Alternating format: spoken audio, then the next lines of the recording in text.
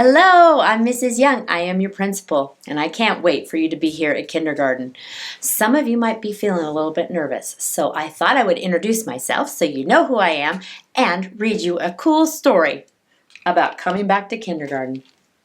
It is called The Night Before Kindergarten by Natasha Wing.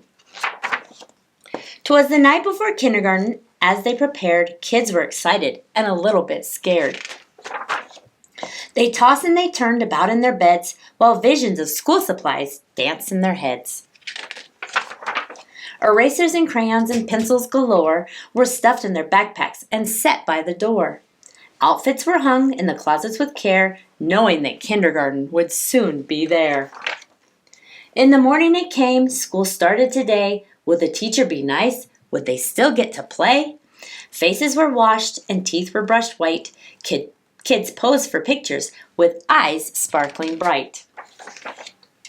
Parents packed snacks and kids hopped in cars as if they were boarding a spaceship to Mars. Some kids brought blankets or their favorite stuffed bear in hopes they could nap like they did in daycare.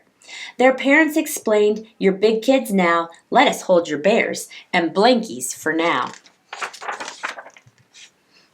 The parents were worried their children would cry if they left them at school with just a goodbye. So they told their darlings, "If you want, we can stay and make sure that everything will be A-OK."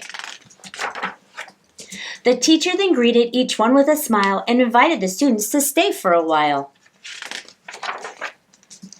The room was all filled with toys, books, and maps, but where were the beds for mid-morning naps?